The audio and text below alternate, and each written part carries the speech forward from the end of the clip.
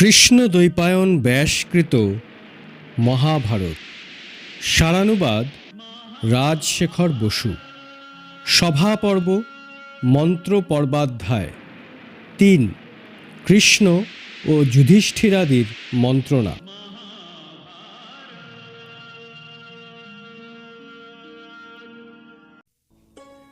নারদের কথা শুনে যুধিষ্ঠির রাজসীয় যজ্ঞের বিষয়ে বারবার ভাবতে লাগলেন। তিনি ধর্মানুসারে অপক্ষপাতে সকলের হিত সাধনে প্রবৃত্ত হলেন এবং ক্রোধ ও গর্ব ত্যাগ করে কেবল এই কথাই বলতে লাগলেন, যার যা দেয় আছে তা দাও, ধর্মই সাধু, ধর্মই সাধু। প্রজারা যুধিষ্ঠিরকে পিতার তুল্য জ্ঞান করত, তাঁর শত্রু ছিল না, এজন্য তিনি অজাতশত্রু নামে খ্যাত হলেন। তিনি ভ্রাতাদের উপর বিভিন্ন কর্মের ভার দিয়ে তাদের সাহায্যে রাজ্য শাসন ও পালন করতে লাগলেন। তাঁর রাজত্বকালে বাধূর্ষি অর্থাৎ তেজারতি, যজ্ঞকার্য, গোরক্ষা, কৃষি ও বাণিজ্যের সবিশেষ উন্নতি হল। রাজকুমারের অনাদায়, করের জন্য প্রজাপীড়ন, ব্যাধি ও অগ্নিভয় ছিল না। রাজকর্মচারীদের মিথ্যাচার শোনা যেত না। যুধিষ্ঠির রাজসীয় যজ্ঞ সম্বন্ধে তার মন্ত্রী ও ভ্রাতাদের মত জিজ্ঞাসা করলে তাঁরা বললেন, আপনি সম্রাট হবার যোগ্য। আপনার সুহৃদবর্গ মনে করেন যে এখনই রাজসীয় যজ্ঞ করার প্রকৃষ্ট সময়। পুরোহিত ও মুনিগণও এই প্রস্তাবে সম্মতি দিলেন।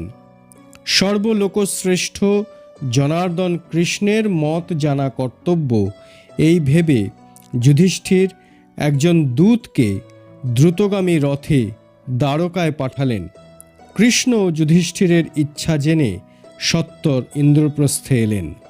কৃষ্ণ বললেন, মহারাজ, রাজসীয় যজ্ঞ করবার সকল গুণই আপনার আছে, তথাপি কিছু বলছি শুনুন। পৃথিবীতে এখন যে সকল রাজা বা ক্ষত্রিয় আছেন তারা সকলেই পুরুরবা বা ইক্ষ্বাকুর বংশধর। যজাতি থেকে উৎপন্ন ভোজবংশীয়গণ চতুর্দিকে রাজত্ব করছেন, কিন্তু তাদের সকলকে অভিভূত করে জরাসন্ধ এখন শীর্ষস্থান অধিকার করেছেন। সমস্ত পৃথিবী যার বশে থাকে তিনিই সম্রাটের পদ লাভ করেন। প্রতাপশালী শিশুপাল সেই জরাসন্ধের সেনাপতি। করুষ দেশের রাজা মহাবল বক্র, করভ, মেঘবাহন প্রভৃতি রাজা এবং আপনার পিতার সখা মূঢ় ও নরক দেশের অধিপতি বৃদ্ধ যবনরাজ ভগদত্ত, এরা সকলেই জরাসন্ধের অনুগত। কেবল আপনার মাতুল পুরুজিৎ, যিনি পশ্চিম ও দক্ষিণ দেশের রাজা, স্নেহবশে আপনার পক্ষে আছেন। যে দুর্মতি নিজেকে পুরুষোত্তম ও বাসুদেব বলে প্রচার করে এবং আমার চিহ্ন ধারণ করে, সেই বঙ্গ পুণ্ড্র কিরাতের রাজা পৌণ্ড্রকও জরাসন্ধের পক্ষে গেছে। ভোজবংশীয় মহাবল ভীষ্মকের সঙ্গে আমাদের সম্বন্ধ আছে। আমরা সর্বদা তাঁর প্রিয় আচরণ করি, তথাপি তিনি জরাসন্ধের সঙ্গে যোগ দিয়েছেন। বহু দেশের রাজারা জরাসন্ধের ভয়ে নিজ রাজ্য ছেড়ে অন্যত্র আশ্রয় নিয়েছেন। দুর্মতি কংস জরাসন্ধের দুই কন্যা অস্তি ও প্রাপ্তিকে বিবাহ করে শ্বশুরের সহায়তায় নিজ জ্ঞাতিদের উপর পীড়ন করেছিল। সেজন্য বলরাম ও আমি কংসকে বধ করি। তারপর আমরা আত্মীয়দের সঙ্গে মন্ত্রণা করে এই সিদ্ধান্তে এলাম যে ৩০০ বৎসর নিরন্তর যুদ্ধ করেও আমরা জরাসন্ধের সেনা সংহার করতে পারব না। হংস ও ডিম্বক নামে দুই মহাবল রাজা জরাসন্ধের সহায় ছিলেন। বহুবার যুদ্ধ করবার পর বলরাম হংসকে বধ করলেন। সেই সংবাদ শুনে মনের দুঃখে ডিম্বকও জলমগ্ন হয়ে প্রাণত্যাগ করেন। জরাসন্ধ তখন তার সৈন্যদল নিয়ে নিজ রাজ্যে ফিরে যান। আমরাও আনন্দিত হয়ে মথুরায় বাস করতে লাগলাম।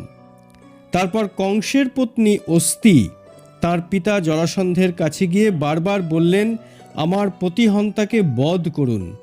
তখন আমরা ভয় পেয়ে জ্ঞাতি ও বন্ধুদের সঙ্গে পশ্চিম দিকে পালিয়ে গেলাম এবং রৈবতক পর্বতের নিকট কুশস্থলীতে দুর্গ সংস্কার করে সেখানেই আশ্রয় নিলাম। সেই দুর্গম স্থানে দেবতারাও আসতে পারেন না এবং স্ত্রীলোকেও তা রক্ষা করতে পারে। রৈবতক পর্বত 3 যোজন দীর্ঘ, 1 যোজন বিস্তৃত। আমাদের গিরিদুর্গে শত শত দ্বার আছে। 18 জন দুর্ধর্ষ যোদ্ধা তার প্রত্যেকটি রক্ষা করে। আমাদের কুলে 18,000 ভ্রাতা আছেন।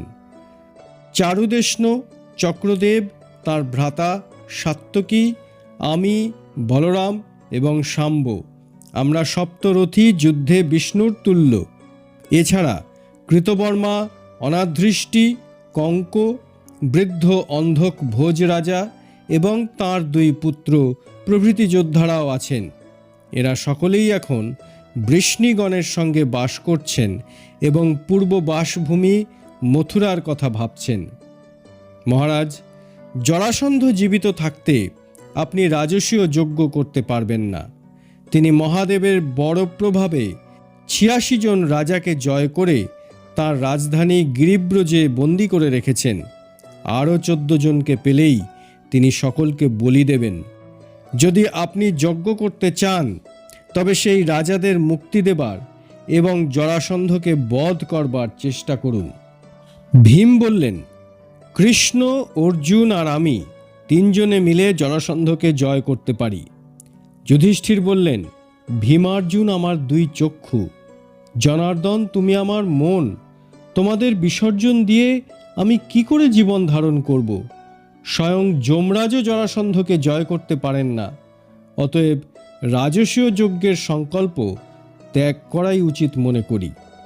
অর্জুন বললেন, মহারাজ, আমি দুর্লভ ধনু, স্বর, উৎসাহ, সহায় ও শক্তির অধিকারী।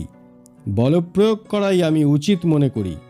যদি আপনি যজ্ঞের সংকল্প ত্যাগ করেন তবে আপনার গুণহীনতাই প্রকাশ পাবে। যদি শান্তিকামী মুনি হতে চান তবে এরপর কাষায় বস্ত্র ধারণ করবেন, কিন্তু এখন সাম্রাজ্য লাভ করুন। আমরা শত্রুর সঙ্গে যুদ্ধ করব।